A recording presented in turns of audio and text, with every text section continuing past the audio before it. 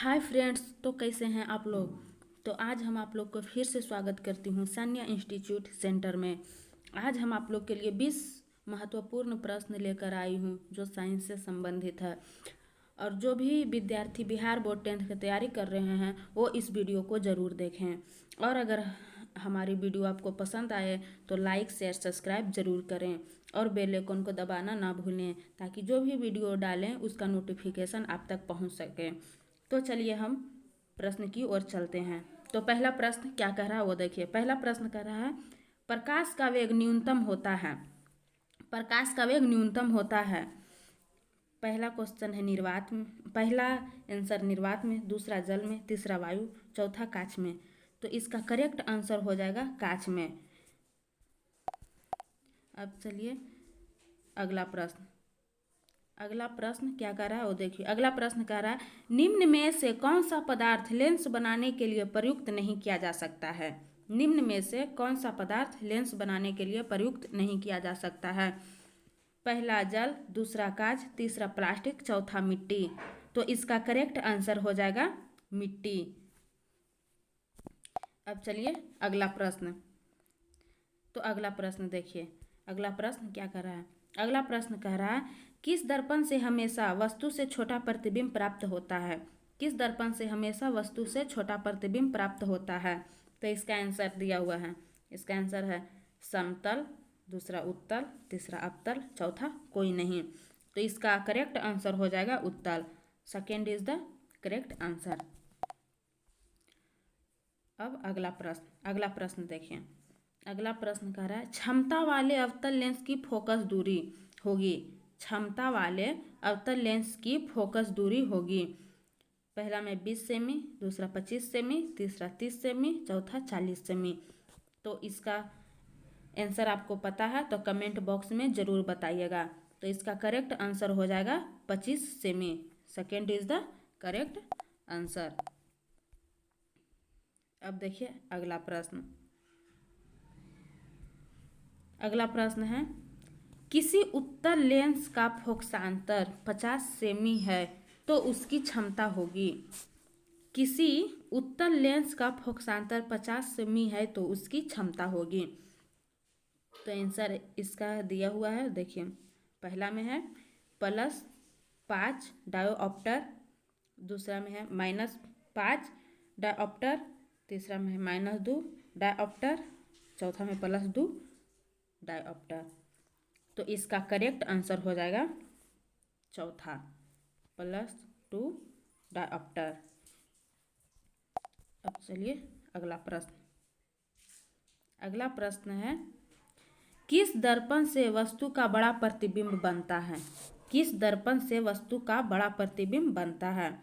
तो इसका आंसर है पहला में समतल, दूसरा अवतल, तीसरा उत्तल, चौथा कोई नहीं।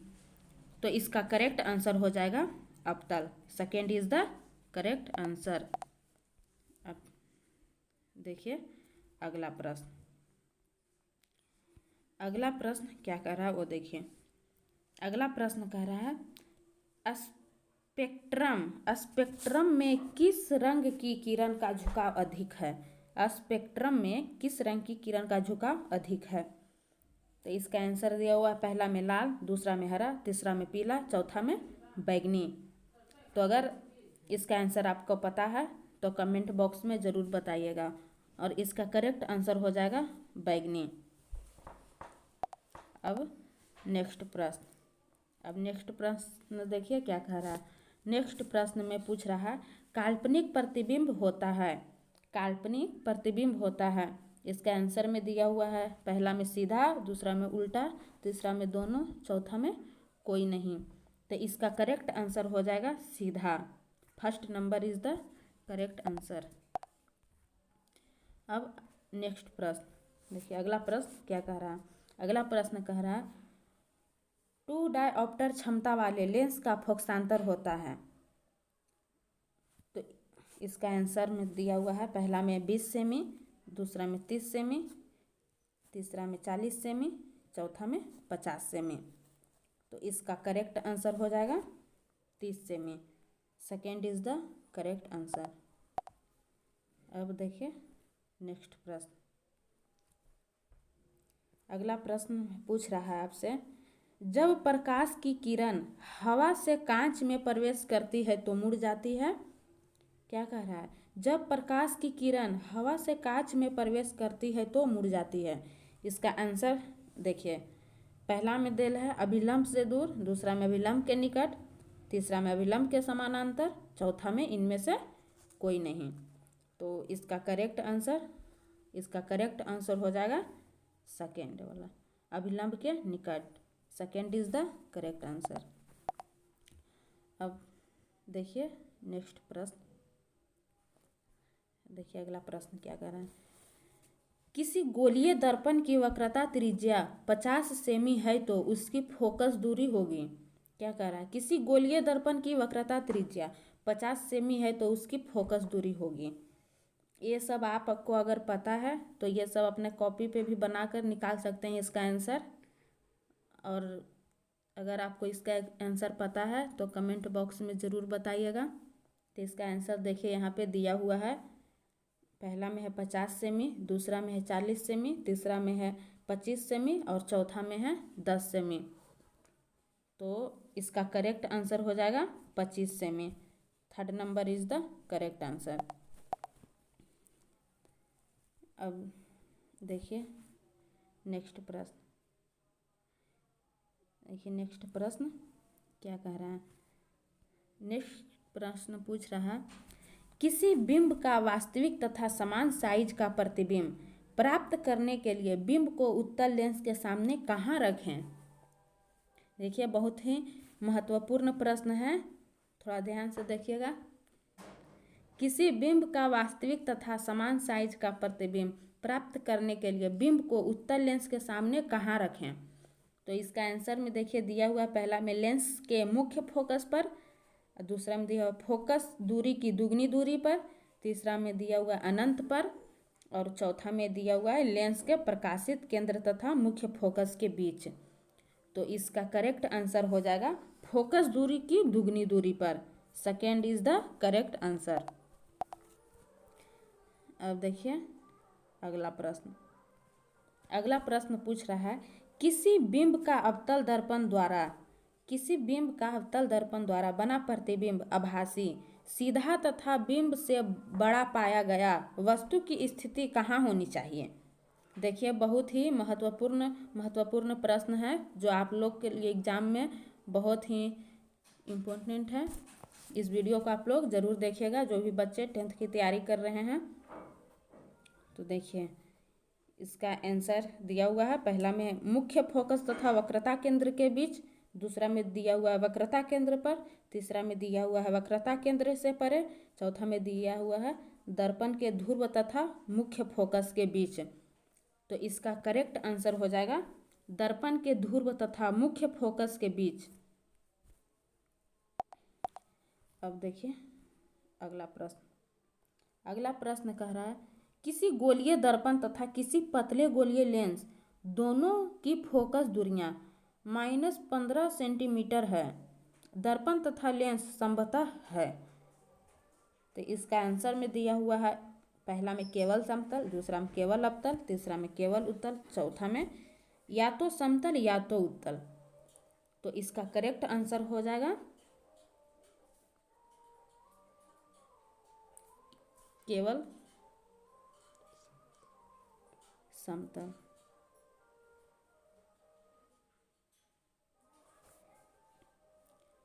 इसका करेक्ट आंसर हो जाएगा केवल समतल। अब अगला प्रश्न देखिए, अगला प्रश्न कह रहा है, प्रकाश के अपवर्तन के कितने नियम हैं। प्रकाश के अपवर्तन के कितने नियम हैं। तो इसका आंसर देखिए दिया हुआ, पहला में 1, दूसरा में 2, तीसरा में 3, चौथा में 4। तो इसका करेक्ट आंसर हो जाएगा 2। Second is the correct answer. अब देखिए अगला प्रश्न कह रहा है, प्रकाश का वर्ण विक्षेपण किस उपकरण से संभव होता है। प्रकाश का वर्ण विक्षेपण किस उपकरण से संभव होता है। तो इसका आंसर दिया हुआ, पहला में दर्पण, दूसरा में लेंस, तीसरा में प्रिज्म, चौथा में कांच की सिल्ली। तो इसका करेक्ट आंसर हो जाएगा prism. Third number is the correct answer. अब देखिए अगला प्रश्न। अगला प्रश्न में आपसे पूछ रहा है फोटोग्राफी। फोटोग्राफी कैमरा का अभिदृश्यक होता है। फोटोग्राफी कैमरा का अभिदृश्यक होता है। इसके आंसर में दिया हुआ है, पहला में उत्तल लेंस, दूसरा में अवतल लेंस, तीसरा में उत्तल दर्पण, चौथा में अवतल दर्पण। तो इसका करेक्ट आंसर हो जाएगा उत्तल lens. First number is the correct answer. अब देखिए अगला प्रश्न। अगला प्रश्न में आपसे पूछ रहा है इंद्रधनुष का बनना किस परिघटना पर आधारित है। इंद्रधनुष का बनना किस परिघटना पर आधारित है। इसके आंसर में दिया हुआ, पहला में प्रकाश का परावर्तन, दूसरा में प्रकाश का अपवर्तन, तीसरा में प्रकाश का वर्ण विक्षेपण, चौथा में इनमें से कोई नहीं। तो इसका करेक्ट आंसर हो जाएगा प्रकाश का वर्ण विक्षेपण। अब देखिए अगला प्रश्न। अगला प्रश्न में पूछ रहा है किस दर्पण से वस्तु को कहीं भी रखने से वस्तु के बराबर आकार का सीधा प्रतिबिंब बनता है। तो दर्पण होगा। देखिए बहुत ही महत्वपूर्ण प्रश्न है। क्या कह रहा है, किस दर्पण से वस्तु को कहीं भी रखने से वस्तु के बराबर आकार का सीधा प्रतिबिंब बनता है। तो दर्पण होगा। तो इसका आंसर दिया हुआ, पहला में उत्तल, दूसरा में अवतल, तीसरा में समतल, चौथा में समतल तथा उत्तल। तो इसका करेक्ट आंसर हो जाएगा समतल। Third number is the correct answer. अब देखिए अगला प्रश्न और आज का ये लास्ट प्रश्न है। तो देखिए साइड मिरर के रूप में प्रयुक्त होता है। क्या कह रहा है, साइड मिरर के रूप में प्रयुक्त होता है। तो इसका आंसर दिया हुआ है, पहला में अवतल दर्पण, दूसरा में उत्तल दर्पण, तीसरा में उत्तल लेंस, चौथा में प्रिज्म। तो इसका करेक्ट आंसर हो जाएगा उत्तल दर्पण। Second number is the correct answer. तो ये आज का इतना ही, और मिलते हैं नेक्स्ट वीडियो में। और अगर आपको हमारी वीडियो पसंद आए तो सब्सक्राइब ज़रूर कर लीजिएगा और बेल आइकन भी दबा लीजिएगा, ताकि जो भी वीडियो डालें उसका नोटिफिकेशन आप तक पहुंच सके। और इसी के साथ धन्यवाद। मिलते हैं नेक्स्ट वीडियो में। जय हिंद।